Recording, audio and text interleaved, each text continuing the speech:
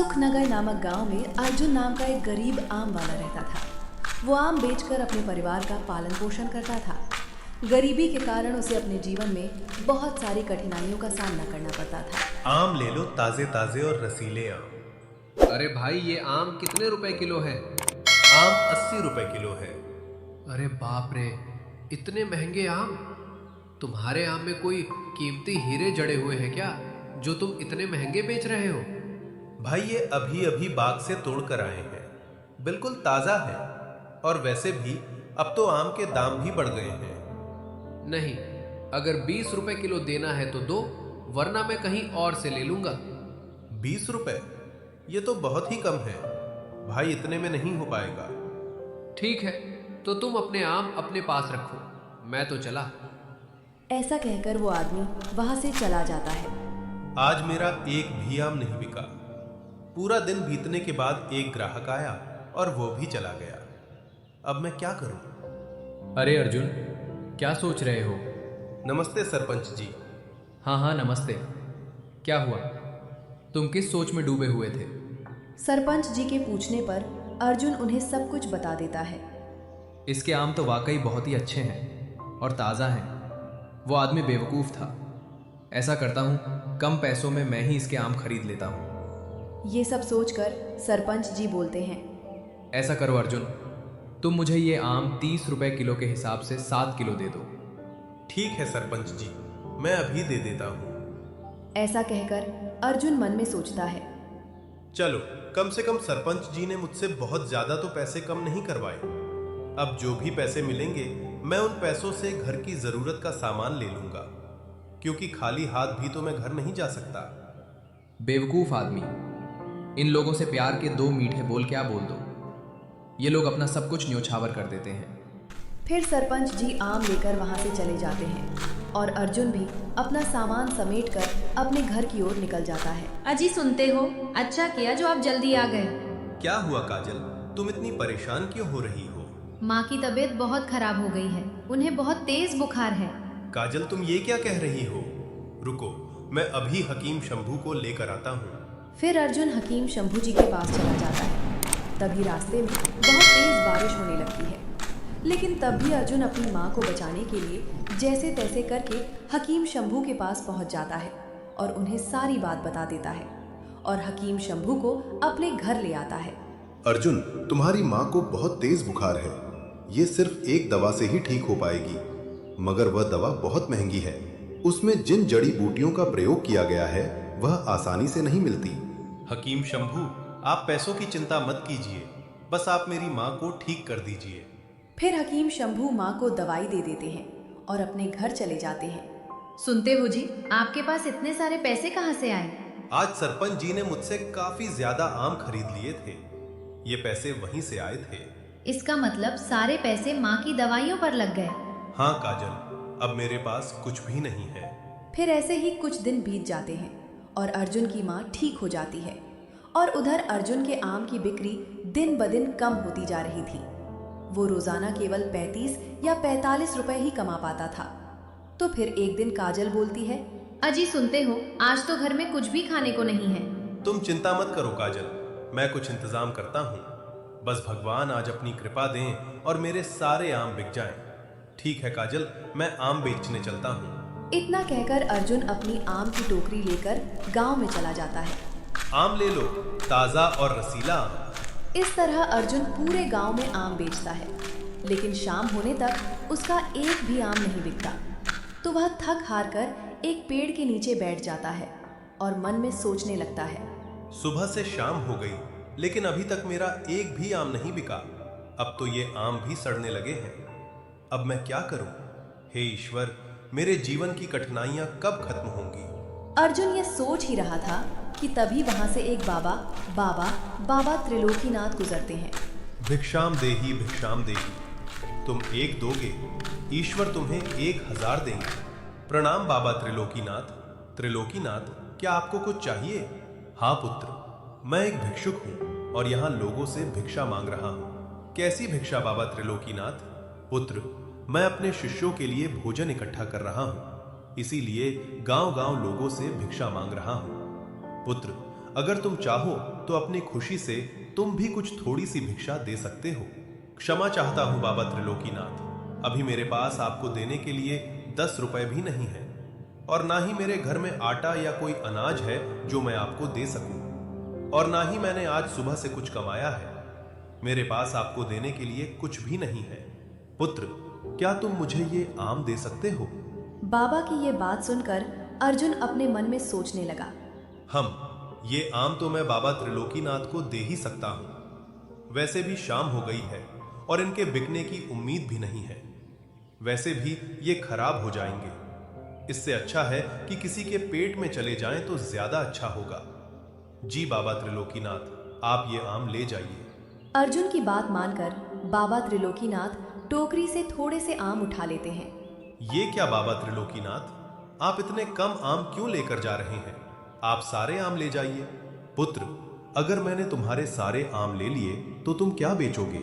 कोई बात नहीं बाबा त्रिलोकीनाथ, मैं कल दोबारा आम तोड़कर बेच दूंगा। आप इन्हें ले जाइए। पुत्र, मैं इतनी बड़ी टोकरी कैसे लेकर जाऊंगा?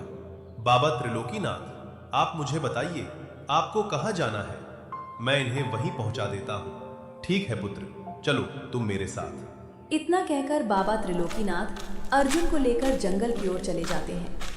कुछ देर चलने के बाद वो उनकी कुटिया में पहुंच जाते हैं। धन्यवाद पुत्र। अरे बाबा त्रिलोकीनाथ, धन्यवाद की कोई बात नहीं है, यह तो मेरा फर्ज था।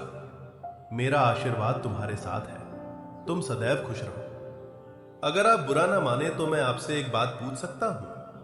पूछो पुत्र, क्या पूछना है तुम्हें? बाबा त्रिलोकीनाथ, आपने आम तो ले लिए, लेकिन क्या आप लोगों को केवल खाने में आम ही खिलाएंगे?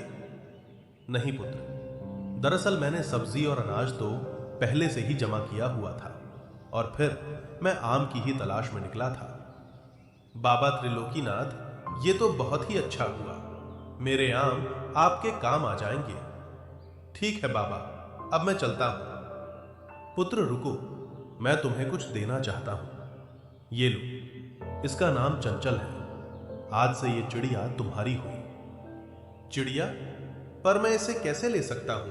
ये तो आपकी है। जब तुमने बिना किसी फायदे के मुझे अपनी पूरी आम की टोकरी दे दी, तो मैं क्या तुम्हें एक चिड़िया भी नहीं दे सकता? पर बाबा त्रिलोकीनाथ, मैं इस चिड़िया का क्या करूंगा? ये कोई आम चिड़िया नहीं है पुत्र, ये एक विशेष चिड़िया है। ये तुम्हारे भाग्य की सूचक है।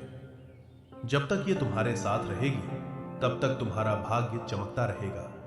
लेकिन ध्यान रहे, इसकी सच्चाई किसी को पता नहीं चलनी चाहिए। फिर अर्जुन चंचल चिड़िया को लेकर अपने घर की तरफ निकल पड़ता है। तो रास्ते में चंचल चिड़िया बोलती है, अर्जुन, बाबा त्रिलोकीनाथ ने जो कहा उसका ध्यान रखना।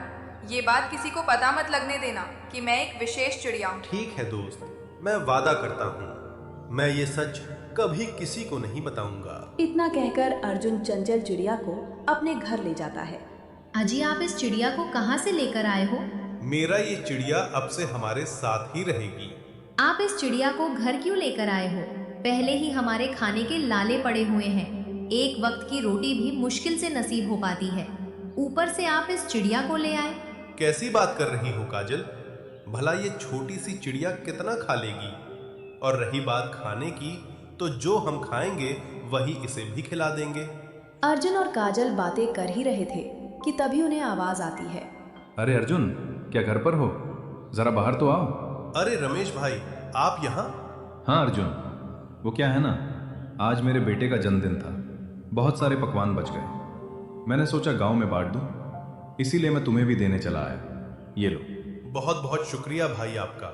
अरे नहीं अर्जुन, इसमें शुक्रिया की क्या बात है? वैसे भी ये खाना खराब हो जाता तो इससे अच्छा किसी का पेट ही भर जाए। रमेश ये कहकर वहां से चला जाता है। ये तो बहुत स्वादिष्ट पकवान है। देखो काजल, मैंने कहा था ना कि जिसके भाग्य में जो लिखा होता है वो उसे मिल ही जाता है। तुम खामखा चिंता कर रही थी। देखो, ये पकवान हमारे पास खुद चलकर आ गए। आज तो हम खाएंगे स्वादिष्ट पकवान और गाएंगे ईश्वर के गुणगान। फिर वो सब मिलकर खाना खाते हैं।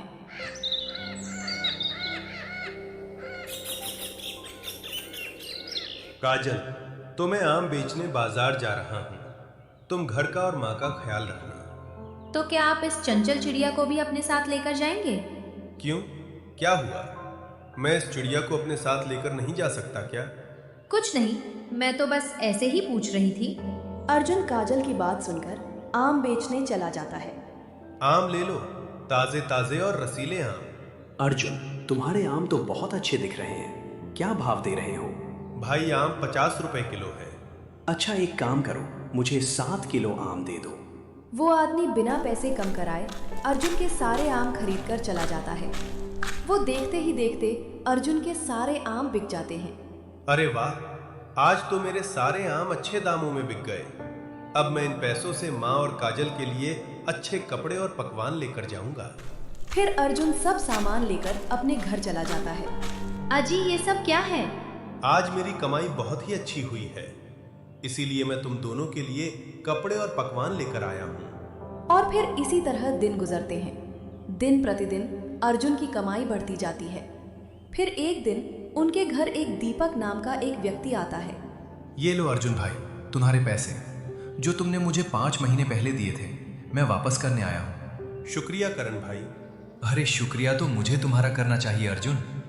तुमने बुरे वक्त में मेरी मदद की थी, लेकिन ये पैसे लौटाने में मुझे थोड़ी देर हो गई, इसके लिए मैं माफ़ी चाहता हूँ। दीपक अर्जुन के पैसे वापस करता है और वो वहाँ से चला जाता है। अजी, सुनते हो, ये अचानक से लोग हम पर इतने मेहरबान कैसे हो गए? पता नहीं क्यों मुझे ऐसा लगता है जब से ये चंचल चिड़िया हमारे घर आई है तभी से हमारे भाग्य बदल गए। काजल, तुम खामखा क्या क्या सोच रही हो? ऐसा कुछ भी नहीं है। दूसरी तरफ अर्जुन की तरक्की देखकर लोग जल भुन रहे थे। इस अर्जुन के सारे आम चुटकियों में बिक जाते हैं और एक हम लोग हैं, सुबह से बैठे रहते हैं लेकिन हमारा एक भी फल नहीं बिकता है।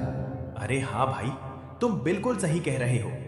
इससे पहले कि इस अर्जुन की वजह से हमारा धंधा बंद हो जाए, हमें कुछ ना कुछ तो करना ही होगा। ऐसा करते हैं भाई, इसकी शिकायत अपन सरपंच जी से करते हैं, बाकी वो खुद ही देख लेंगे। इतना कहकर वो दोनों सरपंच जी के पास जाते हैं। सरपंच जी नमस्ते। नमस्ते, कहो कैसे आना हुआ? सरपंच जी, हम आपको एक बहुत ही ज़रूरी बात बताने आए हैं। बताओ, कैसी ज़रूरी बात है? सरपंच जी, हमारे गांव का जो अर्जुन है वो दूसरों के बागों से आम चोरी करके बेच रहा है। ये तुम क्या कह रहे हो? हम सच कह रहे हैं सरपंच जी, हमने उसे अपनी आंखों से खुद देखा है। ठीक है, अगर ऐसी बात है तो मैं अर्जुन को इसकी सजा जरूर दूंगा। वो दोनों आदमी सरपंच जी को अर्जुन के खिलाफ भड़काकर वहां से चले जाते हैं। मैंने तो अर्जुन को बहुत ही सीधा समझा था, मगर ये तो मुझसे भी ज्यादा चालाक निकला। मुझे इसके बारे में पता लगाना होगा। आज रात ही मैं अर्जुन के यहाँ जाकर इस बात का पता लगाऊंगा। जी चुपचाप अर्जुन के आंगन में आ जाते हैं और उसके घर की खिड़की के पास खड़े हो जाते हैं। सुनो जी, आपको मेरी कसम है, मुझे बताइए आखिर हमारे भाग्य के बदलने के पीछे क्या बात है? मुझे सच्चाई जाननी है। काजल के कसम देने पर अर्जुन सारी सच सच बात बता देता है। अरे वाह, ये तो बहुत ही खुशी की बात है। उन दोनों की ये सारी बातें सरपंच जी सुन लेते हैं। तो इसका मतलब ये है कि इस चिड़िया के हाथ में ही अर्जुन के भाग्य की चाबी है। अगर मैं इस चिड़िया को अपने साथ ले जाऊं तो मेरा भाग्य भी बदल जाएगा। फिर अगले दिन सुबह होने पर सरपंच जी उन आदमियों के साथ अर्जुन के पास पहुंच जाते हैं। अर्जुन, तुम इतने बड़े चोर निकलोगे, मैंने कभी सोचा भी नहीं था। चोरी कैसी चोरी सरपंच जी? ज्यादा बनने की जरूरत नहीं है, मैं तुम्हारी सारी सच्चाई जान चुका हूँ। कैसी सच्चाई सरपंच जी? तुम दूसरों के बागों से आम चोरी करके बेचते हो और पूछते हो कैसी चोरी। तुम्हारी सजा ये है कि अब तुम्हें मुझे 30,000 रुपए का भुगतान करना पड़ेगा। सरपंच जी, मेरे पास इतने पैसे तो नहीं हैं और मैं सच बोल रहा हूँ। मैंने किसी के यहाँ कोई चोरी नहीं की। अगर तुम्हारे पास 30,000 रुपए नहीं है तो मैं ये तुम्हारी चिड़िया अपने साथ ले जाऊंगा। नहीं नहीं, मैं तुम्हारे साथ नहीं जाऊंगी। सरपंच जी, ये मेरी चिड़िया है, आप मेरी चिड़िया को ऐसे लेकर नहीं जा सकते। मारो इसे, ये हमारे बागों में चोरी करता है और हमारी मेहनत के पैसों पर ऐश कर रहा है। हाँ हाँ, मारो इसे, ये चोर है। छोड़ दो मेरे पति को, ये निर्दोष है, इन्होंने कुछ नहीं किया है।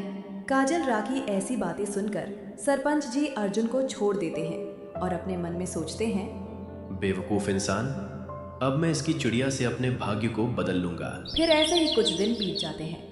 चंचल चिड़िया के चले जाने से अर्जुन की हालत पहले से भी बदतर हो जाती है।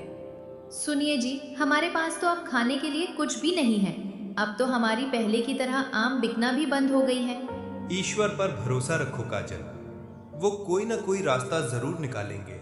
सुनो चिड़िया, अब से तुम मेरे साथ ही रहोगे और मैं ही तुम्हारा मालिक हूँ, समझे? मेरा मालिक सिर्फ अर्जुन है और वो मेरा दोस्त है। सरपंच जी चिड़िया से बातें कर ही रहे थे कि तभी उनके पास एक व्यापारी आता है। अरे सरपंच भाई, मैं यहाँ एक काम से आया हूँ। कहिए, क्या काम है? असल में मैं इस गांव को छोड़कर जा रहा हूँ और यहाँ मेरी बहुत सी जमीनें हैं जिन्हें मुझे बेचना है। तो मैं इसमें आपकी क्या मदद कर सकता हूँ?